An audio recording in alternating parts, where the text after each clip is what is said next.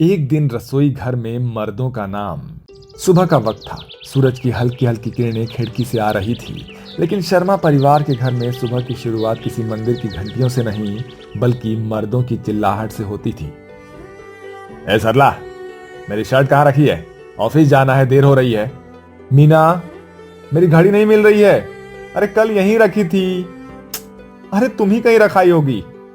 Mummy, मेरा school bag कहाँ है? और ये मोजे, ये मुझे क्यों नहीं मिल रहे हैं? मम्मी, दादी की दवा कहाँ रखी है? दादी बार बार बुला रही है। रसोई में सरला और मीना दोनों बुरी तरह से पसीना पोंछते हुए चूल्हे और गैस के बीच जूझ रही थी। अरे मीना, ये घर है या कोई ऑफिस कैंटीन? सुबह से नाश्ता बनाने की फुर्सत नहीं है और ऊपर से ये सब के सब अपने अपने आदेश सुना रहे हैं। दीदी, मैंने तो कल ही कहा था, एक दिन सब काम बंद करके इन्हें खुद करने देना चाहिए, तभी समझेंगे। लेकिन क्या करें, बच्चे भूखे रहेंगे तो दिल नहीं मानता। तभी बीच में सास दामिनी की खींच भरी आवाज आती है। अरे बहू, दवा का डिब्बा कहाँ रखा है? मेरी तो जान निकली जा रही है और तुम दोनों रसोई में आराम से खड़ी हो, यही काम चोरी है। सरला और मीना ने एक दूसरे की ओर देखा और मुस्कुरा दी, जैसे कहना चाह रही हो। देखा, शुरू हो गई। भानुदेव अपनी सफेद शर्ट पहने ड्राइंग रूम में आते हैं और बोलते हैं, सरला, ये क्या हाल है तुम्हारा? रोज रोज वही बहाना, खाना समय पर नहीं, चाय समय पर नहीं। अरे तुम्हें करना ही क्या है? दिन भर घर में आराम करना है, हम लोग बाहर जाते हैं, कमाते हैं, समझ में नहीं आता तुम्हें? हैं? अरे कम से कम हम लोग को समय पर नाश्ता तो मिलना चाहिए कि नहीं मिलना चाहिए? हाँ, सही कहा भैया, इन औरतों को ना बस गपशप करनी आती है और कुछ नहीं। काम का तो बिल्कुल नाम ही नहीं है। घर में बैठी बैठी बस चाय पीना है और सीरियल देखना है। मीना का चेहरा लाल हो गया। उसने धीरे से कहा, दिन भर बर्तन धोना, कपड़े धोना, झाड़ू पोछा करना, बच्चों को तैयार करना, माँ जी की देखभाल करना, ये सब क्या आराम है? लेकिन मर्दों के कानों में उसकी आवाज पड़ी ही नहीं थी। तभी दामिनी बीच में बोलती है, चक्कर मीना, तेरी सास हूँ मैं। घर के काम में क्या मेहनत है? हमारे जमाने में तो 10-10 बच्चे संभालते थे और खेत खलिहान का काम भी करते थे। 100 लोगों का खाना अकेले बनाया है मैंने। तुम दोनों तो नखरेबाज निकली। रसोई से आती खुशबू के बीच दोनों बहुएं आटा लगाते लगाते सोच रही थी, मीना, मुझे कभी कभी लगता है कि हम नौकरानी से भी बुरी हालत में हैं। कम से कम नौकरानी को तनख्वाह तो मिलती है, हमें तो ताने ही मिलते हैं। और ऊपर से ये लोग कहते हैं कि हम घर में कुछ करती ही नहीं। अरे जरा एक दिन उनसे कह दो कि कोई रसोई संभाले, तब पता चले। इतनी देर में आकाश भागता हुआ आता है। मम्मी जल्दी करो, बस आने वाली है। टिफिन पैक कर दिया क्या? सरला ने जल्दी से बैग में पराठे और अचार रखा।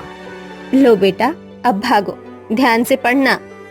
भोजन कक्ष में चारों मर्द बैठे हुए थे। देखो, सच कहूं तो हमारी पत्नियां जो है ना, बहुत आलसी है। जरा सा नाश्ता बनाने में 2-2 घंटा लग जाता है। हाँ भैया, ऑफिस में तो लोग कहते हैं कि बीवी घर में राज करती है, लेकिन हमारे यहाँ तो लगता है कि हम ही नौकर हैं। सुबह से बार बार आवाज लगानी पड़ती है हम लोगों को। बेटे भी हंसने लगते हैं। हाँ पापा, सच में मम्मी तो बस डांटने और काम टालने में नंबर 1 है। ये सुनकर सरला और मीना का खून खौल उठता है, लेकिन उन्होंने चुपचाप नाश्ते की थाली टेबल पर रख दी। भानु बेटा, तुम सही कहते हो। ये दोनों बहुएं तो निकम्मी निकली।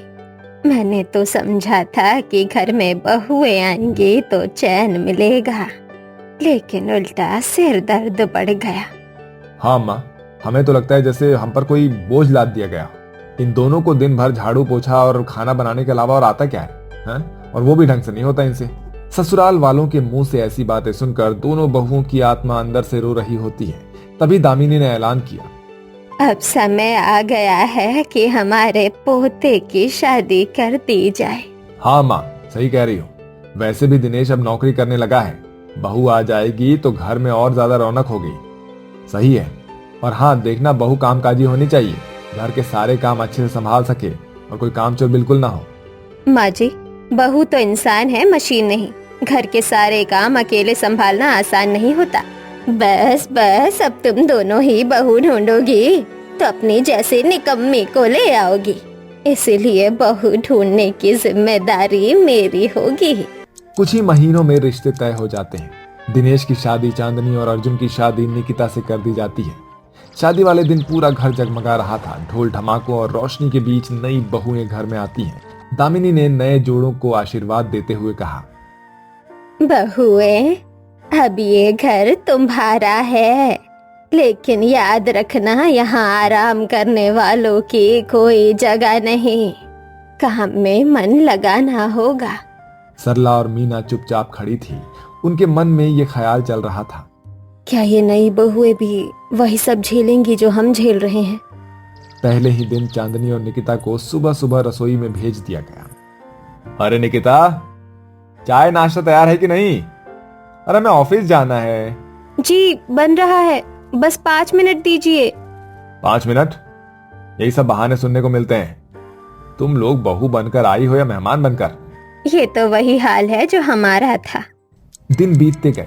बहुएं मेहनत से काम कर रही थी, सुबह से लेकर रात तक। निकिता, मैंने तो सोचा था कि ससुराल में सब साथ देंगे, लेकिन यहाँ तो दिन रात काम करने के बाद भी हमसे नाराज रहते हैं। हाँ दीदी, अगर नमक थोड़ा कम पड़ जाए तो भी सुनना पड़ता है, अगर रोटी थोड़ी मोटी हो जाए तो भी सुनना पड़ता है। सास दामिनी बीच बीच में ताना मार देती हैं। देखा बेटा, आज की लड़कियां सब कामचोर होती हैं। मैंने तो कहा ही था। कुछ दिनों बाद घर में बड़ा कार्यक्रम रखा गया। भानुदेव का जन्मदिन था और उनके ऑफिस के लोग घर पर बुलाए गए थे। सरला, मीना, चांदनी और निकिता चारों औरतें मिलकर सुबह से रसोई में जुट जाती हैं। पकवान, मिठाइयाँ, सब्जियां सब कुछ तैयार हो रहे थे। जब मेहमान आए तो सबने जमकर स्वागत किया, लेकिन तभी राजेंद्र ने सबके सामने ही ताना मार दिया। अरे वाह, इतना बड़ा कार्यक्रम है और खाना अभी तक पूरा नहीं हुआ। हमारी बहुएं और उनकी सास तो बड़ी ही निकम्मी है। हाँ, ऑफिस में तो लोग पूछ रहे थे कि घर की बहुएं बड़ी लायक होंगी। क्या बताऊं उन्हें, चाय तक तो समय पे मिलता नहीं है।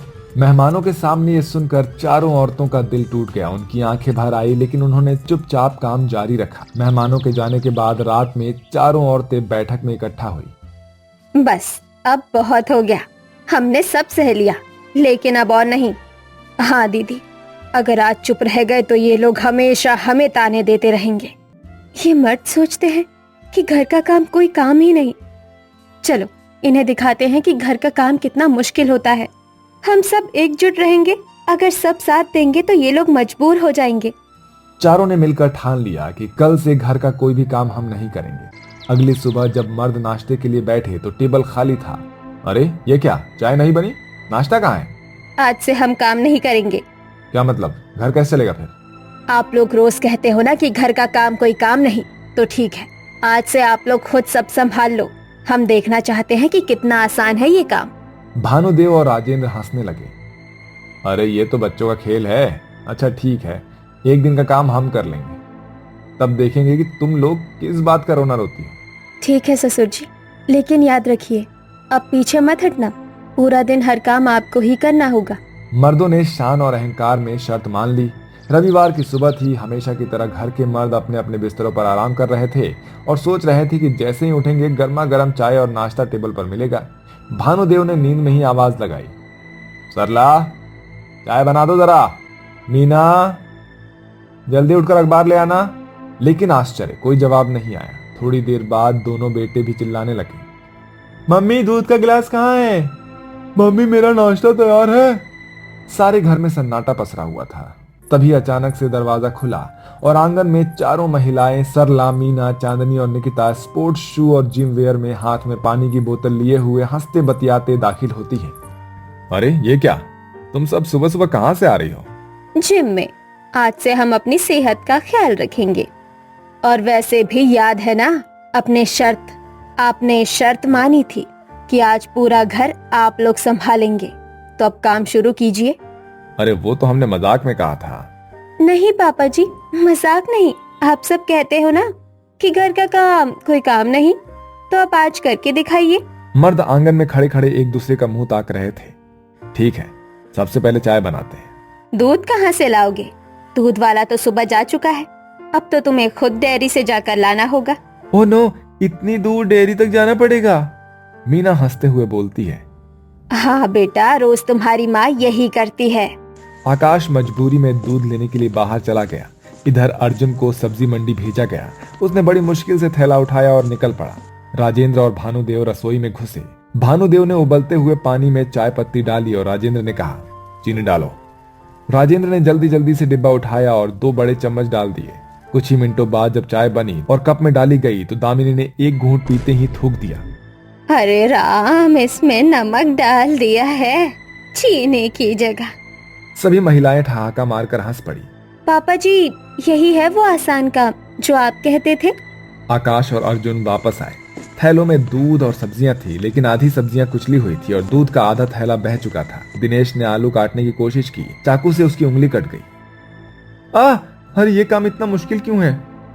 भानुदेव रोटी बेलने लगे। आटे का गोला बेलन पर ऐसे चिपका कि रोटी गोल की जगह पे अजीब सी नक्शानुमा बन गई। सास दामिनी को जब नाश्ता परोसा गया तो जली हुई रोटी बिना नमक की सब्जी थी, जो उन्होंने एक कौर लेते ही थाली दूर हटा दी। धत तेरी की, ये खाने के योग्य है? बहुएं तो कम से कम ठीक ठाक बना लेती थी, तुम लोगों से तो नौकरानी भी बेहतर है। इस तरह से घर के सारे मर्द मिलकर पुलाव बनाने की कोशिश करने लगे, जो कि जल गई। वाह पापा जी, यही तो है आपका शानदार खाना। इसे खाकर तो डॉक्टर को सीधे बुलाना पड़ेगा। इस तरह सुबह से रात हो गई। जहां खाने में मर्दों ने सोचा था कि सब्जी तल लेते हैं, तेल गर्म हो गया, लेकिन उन्होंने गलती से उसमें पानी डाल दिया। तेल उछलकर पूरे चूल्हे पर फैल गया और कढ़ाई से धुआं और आग उठने लगी। सब घबरा गए। बहुएं दौड़कर आई और बर्तन ढककर आग बुझाने लगी। घर के मर्दों की हालत देखकर सभी हंसी से लोटपोट हो गए। दिन भर की भाग दौड़ के बाद मर्द थक कर सोफे पर गिर गए। उनके कपड़े गंदे थे, हाथ पसीने और आटे से सने थे और चेहरे पर थकान साफ झलक रही थी। भानुदेव ने हाथ जोड़कर कहा, देवियों माफ कर दो, हमने कभी सोचा ही नहीं था कि काम जो है घर का इतना कठिन होता है। हाँ, हमसे गलती हुई है। हमने सोचा था कि सब कुछ आसान होगा, लेकिन आज समझ में आया कि ये घर संभालना किसी बच्चे खेल नहीं है। मम्मी, अब कभी भी आपसे हम ये नहीं कहेंगे कि आप कामचोर हैं। सबकी नजरें दामिनी पर आ गई। बहू, मैं भी गलत थी। मैंने तुम्हें हमेशा नीचा दिखाया। आज मान गई कि घर संभालना कला है। तुम सब हमारी ताकत हो। उस दिन के बाद से शर्मा परिवार में माहौल बदल गया। मर्दों ने घर के काम की कद्र करनी शुरू कर दी और महिलाओं को अब ताने नहीं मिलते थे, बल्कि सम्मान और सहयोग मिलता था। और उस परिवार की बहुएं जब भी एक दूसरे को देखती तो मुस्कुरा कर कहती, याद है वो दिन जब मर्दों ने रसोई संभाली थी?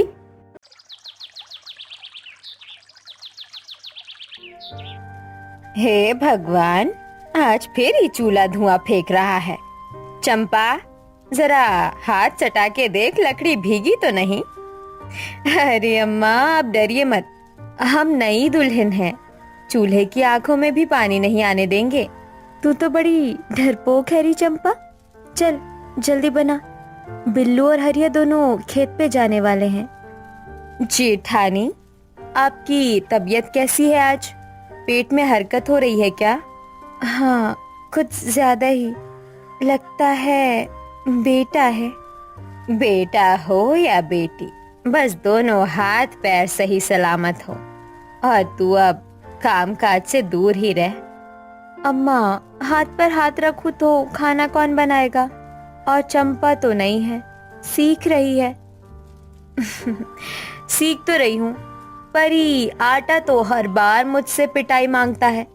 ऐसी बातें सुनकर सभी हंस पड़ते हैं। ऐसे ही हंसी मजाक के साथ दोपहर में बिल्लू और हरिया आते हैं खेत से, और वो दोनों पसीने से तरबतर हैं। आज भी 200 ही मिले। इस सब्जी का दाम देख के लगता है ससुरा भूखा ही सोना पड़ेगा। भैया, पर हाथ पीछे तो नहीं खींच सकते ना, पेट तो सबका है। हम सबका पेट है, लेकिन सबका दिल भी तो है। चलिए खाना खाइए। हमने जेठानी की मदद से आलू टमाटर बनाया है। मदद से ज्यादा नमक था इसमें, पर चलो, मेहनत की इज्जत करनी चाहिए। हमारे जमाने में बहुएं सास की आंखों में झांकती भी नहीं थी, लेकिन अब ये नई बहू तो आंखें फाड़ के बात करती हैं। अम्मा, आंख फाड़ के नहीं, खुले दिल से बात करते हैं हम। ऐसी बातें सुनकर सबके चेहरे पर मुस्कान आ जाती है। ऐसे ही रात हो जाती है जहां चारपाई पर लेटे हुए सुमित्रा और चंपा आपस में बातें कर रही होती हैं। जेठानी जी, आपको डर नहीं लगता? बच्चा पेट में, घर छोटा, पैसे कम और बारिश आने वाली है। डर तो लगता है चंपा, लेकिन तू है ना, तू साथ है तो सब झेल लेंगे। मैं तो आपके पीछे पीछे ही चलती हूँ, जो आप सिखाओगी वही सीख रही हूँ। देख बहन, घर औरत के सहारे चलता है, चाहे वो सास हो, बहू हो या बेटी। तू सीखेगी पर साथ निभाएगी, बस यही जरूरी है। जेठानी जी, एक बात बताऊं? हाँ बोल। जब पहली बार इस घर में आई थी डर लग रहा था, अब लगता है जैसे माँ के पास हूँ मैं। इस प्रकार वो दोनों एक दूसरे का हाथ थाम लेती हैं। तभी सुमित्रा को अचानक पेट में तेज दर्द शुरू हो जाता है। ओए माँ, चंपा, पेट में बहुत जोर से दर्द हो रहा है। जेठानी जी, क्या हुआ? हिलिए मत। अम्मा, अम्मा। जिसके बाद उनकी सास भागती हुई आती है। हे भगवान, अभी तो 6.25 महीना हुआ है, कहीं कुछ उल्टा पुल्टा ना हो जाए। क्या हुआ भौजी? हाँ, तू जल्दी से गांव के वैद्य को बुला के ला, मैं तेल की बोतल गर्म करता हूँ। बिल्लू दौड़ता है। चंपा सुमित्रा के सिर पर पानी छिड़कती है। मुझे डर लग रहा है चंपा। हम है ना जेठानी जी, कुछ नहीं होगा। देखिए मेरी आंखों में, कुछ नहीं होगा। ऐसे ही कुछ देर बाद वैद्य आता है और जांच करता है। डरने की कोई बात नहीं है, बच्चा मजबूत है, लेकिन अब सुमित्रा को काम से दूर रखिए, वरना अनर्थ हो सकता है। हम ज्यादा कमाएंगे, तुम चिंता मत करो, और मैं सारा घर संभाल लूंगा भौजी। अब आप बस आराम कीजिए, काम हमारे हवाले। सच कहूँ तो तुम दोनों ही बहुएं अब हमारी जान बन गई हो।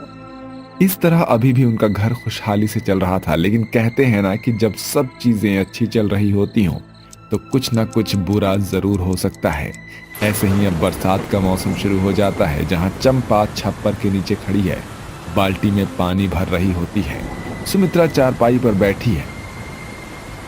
जेठानी जी, देखो ना, पानी की बूंदें नाच रही है, जैसे कोई नाचने वाला बारात में आ गया हो। तेरे जैसे ही हैं, हर बूंद चुलबुली। ए चंपा, ज्यादा भीगियो मत, पेट में बच्चा है बहू के, गर्मी सी लग जाएगी। हम तो बस आसमान से मिलने गए थे अम्मा, लौट आए। ये सुनकर वो तीनों हंसती हैं। तभी अचानक से बिजली कड़कती है। हे राम, लगता है इस बार बारिश कुछ ज्यादा ही कहर ढाएगी। ऐसे ही अब सुबह से शाम हो जाती है और तेज बारिश के साथ डर का माहौल बढ़ रहा होता है। बारिश अब काफी बढ़ गई थी, छप्पर से पानी टपक रहा था। घर के अंदर सब छत के नीचे इकट्ठे हैं। फर्श पर पानी घुसने लगा है। ये पानी तो अंदर आ गया रे। अम्मा, बोरा डालो दरवाजे पे। हमारे बचपन में भी ऐसी ही बारिश आई थी, आधा गांव बह गया था। अब के भी वैसा ही लग रहा है अम्मा, पीछे नाला उफन रहा है। जेठानी जी, आप खड़ी हो जाइए, चलिए अंदर बैठिए, कहीं पैर ना फिसल जाए। बच्चा बहुत हिल रहा है चंपा, बहुत डर लग रहा है। अब इस तरह रात में घर में पानी भरना शुरू हो जाता है। अब पूरा घर पानी में घिर चुका था। सबका सामान ऊपर छप्पर पर चढ़ाया जा रहा था। बारिश की आवाज के साथ डर का माहौल भी छाया हुआ था। अब यहाँ नहीं रुक सकते हैं, चलो बाहर सड़क की तरफ चलना ही पड़ेगा। हमारे पास कुछ भी नहीं बचा, रोटियां भी भीग गई है। अम्मा, जान है तो जहान है, सामान बाद में मिलेगा। जेठानी जी, आप मेरा हाथ पकड़िए, हम दोनों साथ चलेंगे। मेरे पाँव भारी लग रहे हैं चंपा, हम है ना, चलिए। जिसके बाद वो कैसे भी करके घर से बाहर आ जाते हैं। अंधेरी सड़क और बाढ़ का कहर अभी भी उन गरीबों पर बरस रहा था। इस तरह तेज बहाव आ जाता है, कंधे तक पानी, सब लोग लाइन में चल रहे हैं।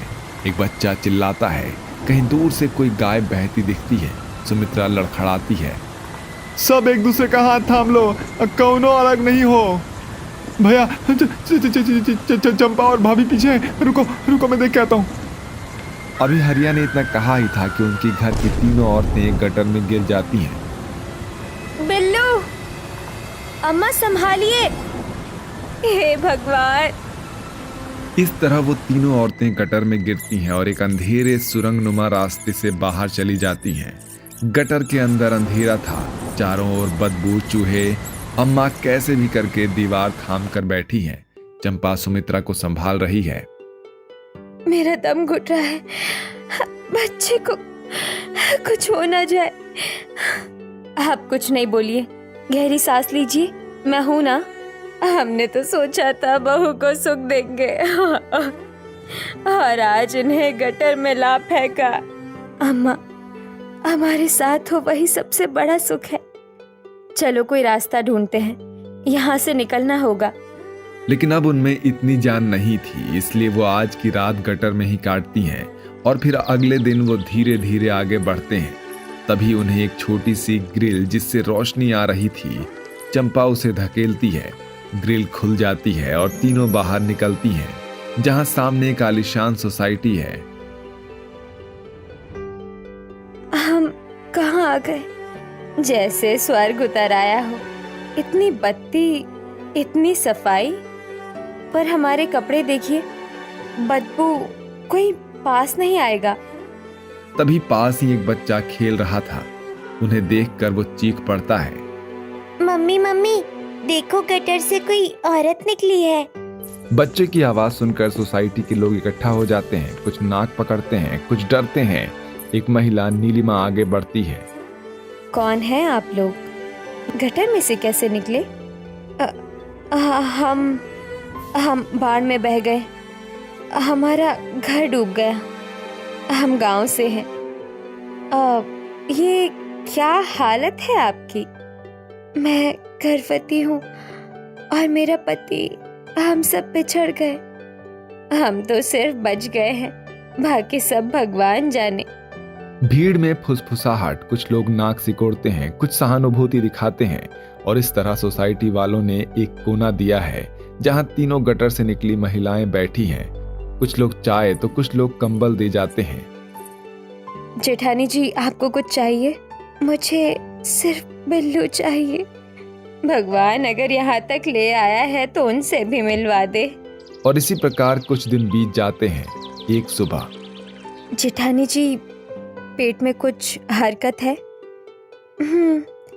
हिल रहा है, जैसे कह रहा हो माँ सब ठीक हो जाएगा।